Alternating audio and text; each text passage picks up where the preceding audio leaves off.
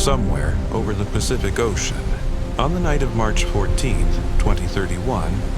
3 naval radar operators stationed at a classified tracking facility on the Midway Atoll simultaneously watched their screens fill with objects moving at velocities that no aircraft, no ballistic missile, no known human technology, and no atmospheric phenomenon had ever produced.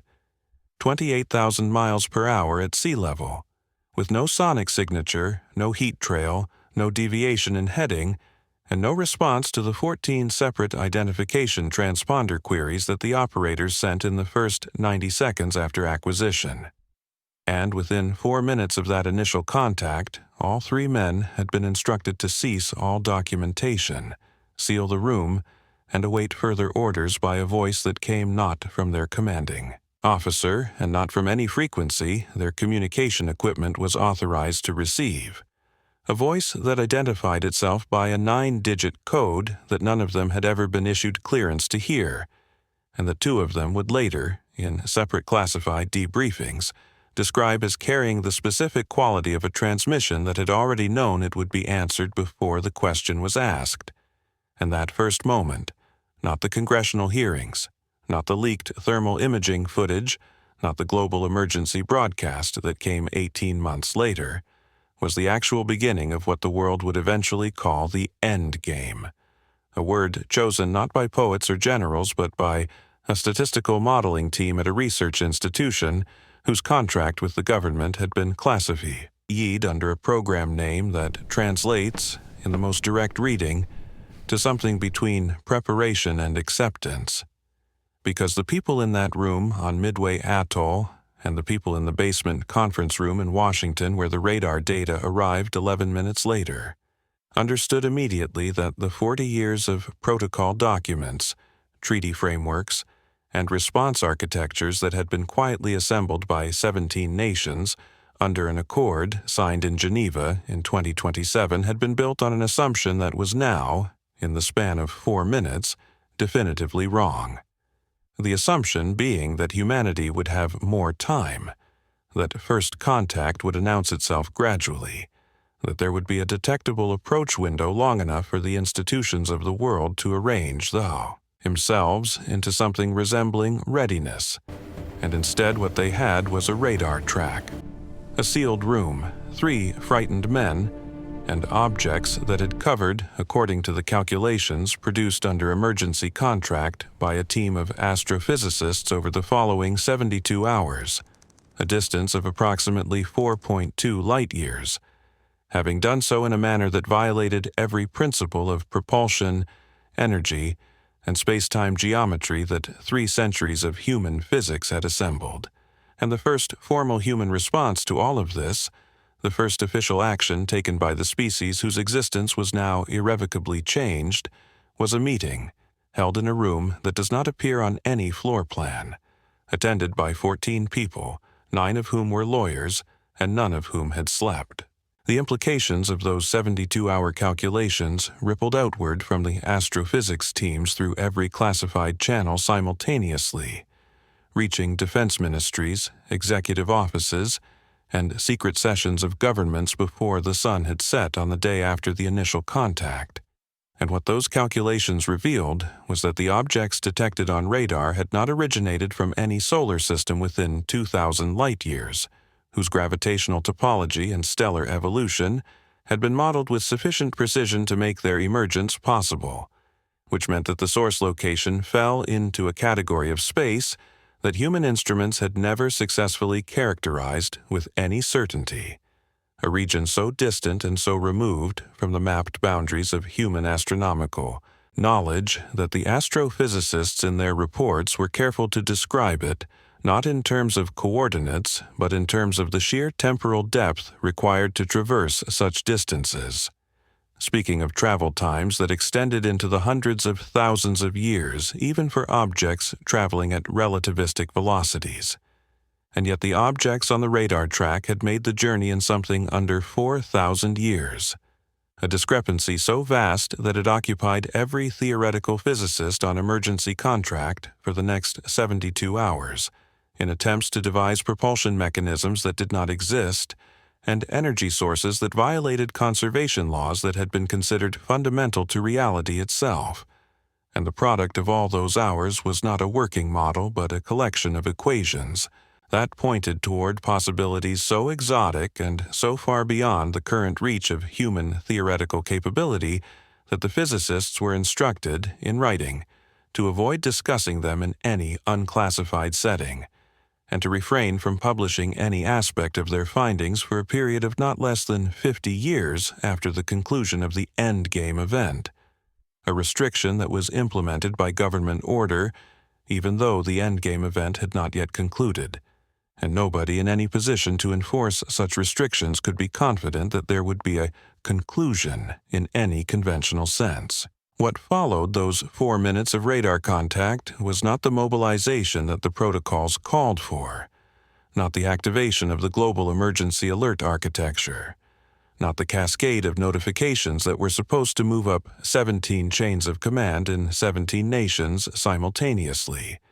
What followed was a silence of the specific kind that only large institutions are capable of generating. A silence that is not the absence of activity but rather the presence of activity in every direction at once. Information moving through systems so rapidly and in such volume that the net effect from the outside is indistinguishable from nothing happening at all. And in that silence, the entities,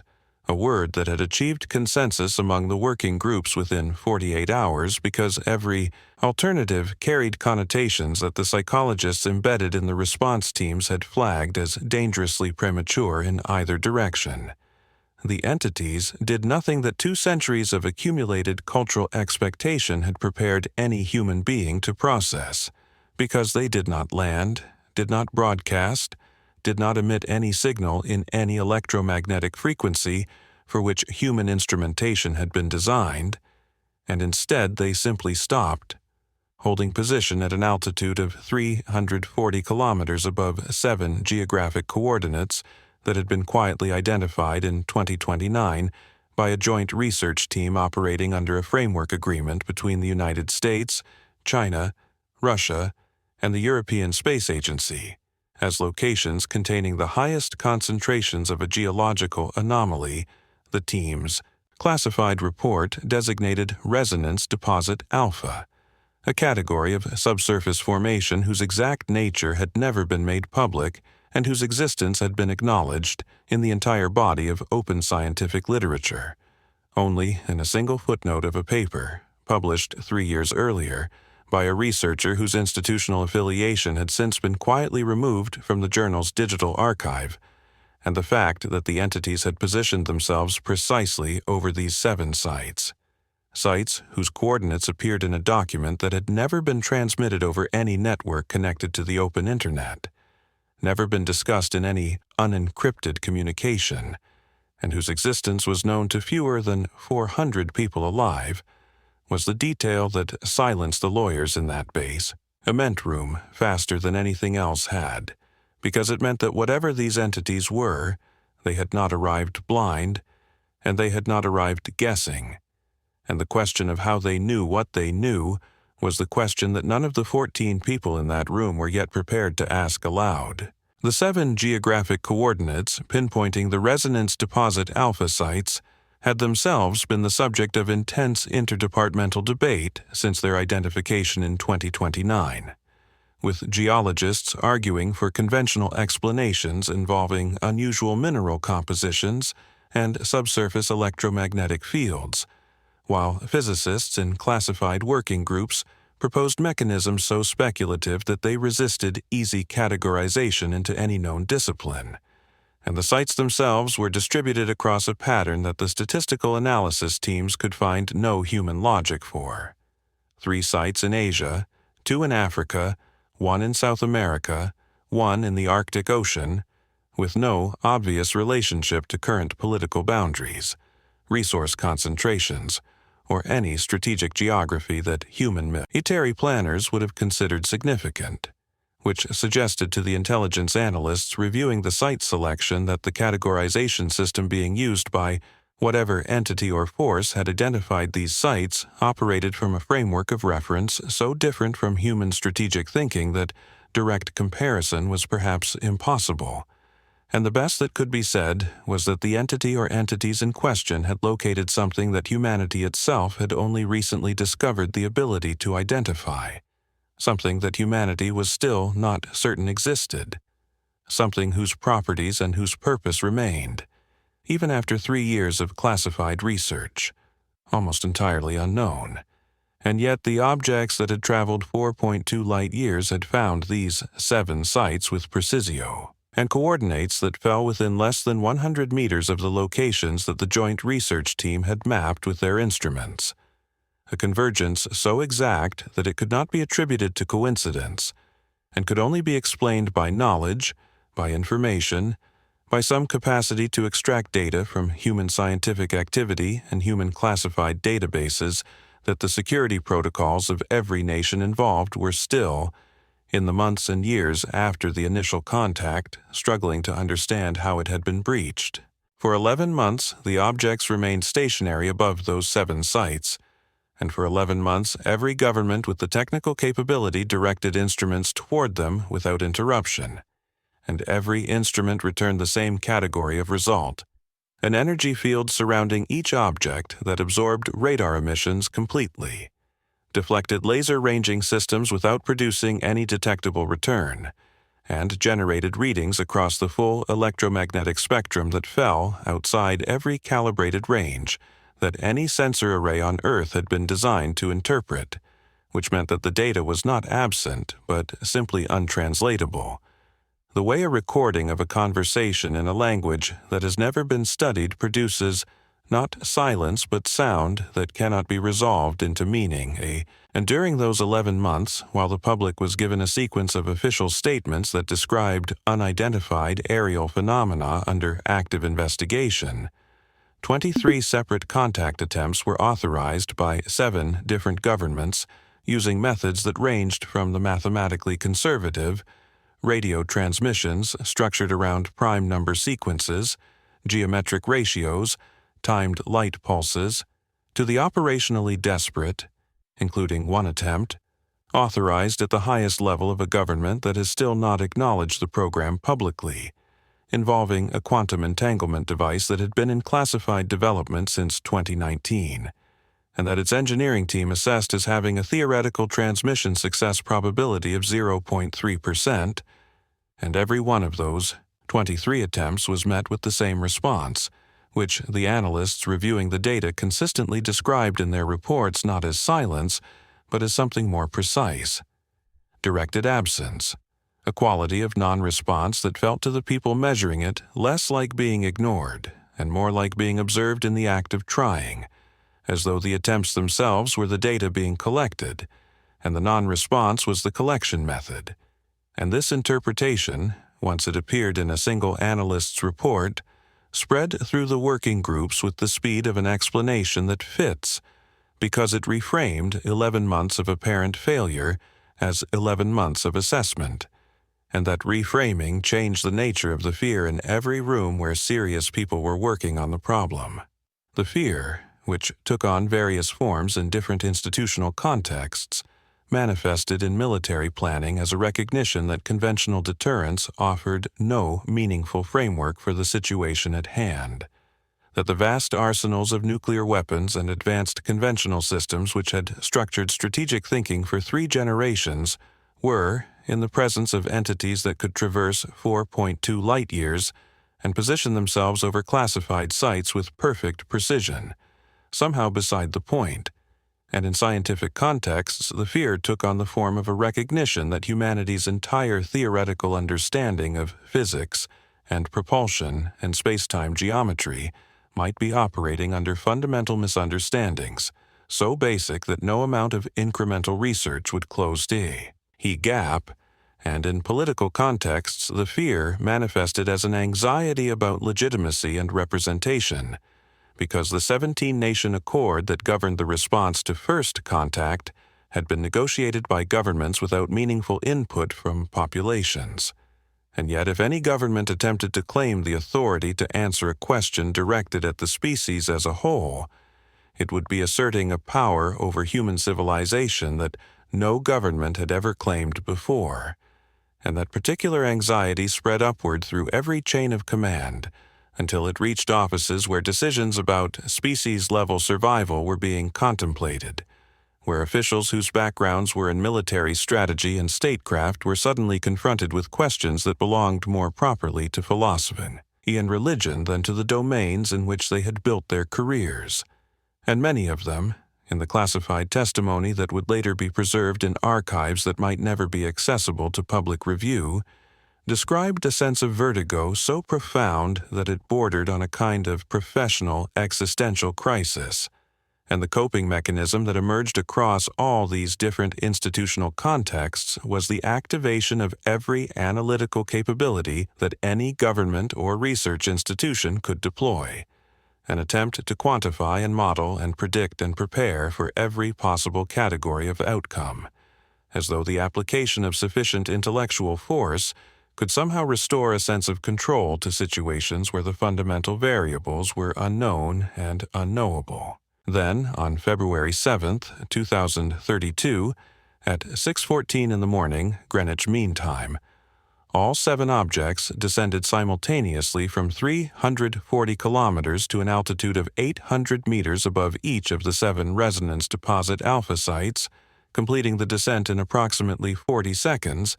and within the same 40-second window every electronic device within a radius of 300 kilometers of each site ceased to function. Not damaged, not destroyed,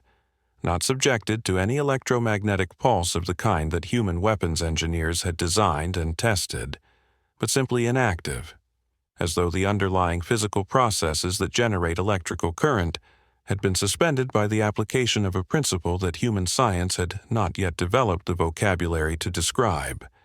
and in the silence that followed, in 7 zones distributed across the surface of the Earth, encompassing in total a population of approximately 900 million people, all of whom were at that moment unaware of what was happening above them, because every system through which awareness travels had stopped, the entities made their first and, as it would prove to be, their only direct communication with the species that had been studying them for 11 months. And what they communicated was not structured in language, not transmitted electromagnetically, not mediated by any technology or symbol system, but was instead delivered as a direct modification of neural activity in every human being within those 300-kilometer radii. A certainty that arrived in consciousness without passing through the senses, the way a dream arrives. Ready present, already complete, and what arrived was not a greeting, not a threat, not the opening position of a negotiation, but a single question, rendered in whatever the closest equivalent is to language, when language itself is bypassed. A question that every person in those zones experienced in the same instant, with the same weight, and with the specific quality of something that has been prepared very carefully for a very long time. And the question, as it was later reported by hundreds of thousands of people in dozens of languages, in terms that varied in phrasing but not in meaning, was this: what will you choose to protect when protecting everything is no longer possible? The 48 hours that followed the February 7th descent became, in retrospect, the period that every subsequent analysis of the endgame returned to, because what happened in those 48 hours was not a military response, not a political decision, not the activation of any protocol that any of the 17 Nation Accords architects had designed, but something stranger and in some ways more significant: an argument carried out simultaneously in every functioning communication channel available to every government and institution on the planet, an argument about the question itself, about whether it was a genuine question or a test, about whether a genuine answer was possible, about whether any answer given by any government or any collection of governments could be considered representative of the species rather than merely the species' current arrangement of power. And while that argument continued, while the lawyers and the generals and the heads of state and the philosophers who had been placed on emergency advisory panels argued about how to answer and who had the standing to answer, and what answering would commit the answerer to, the objects remained at 800 meters, The electronics within 300 kilometers of each site remained inactive, and the 900 million people in those 7 zones, cut off from every network and every institution,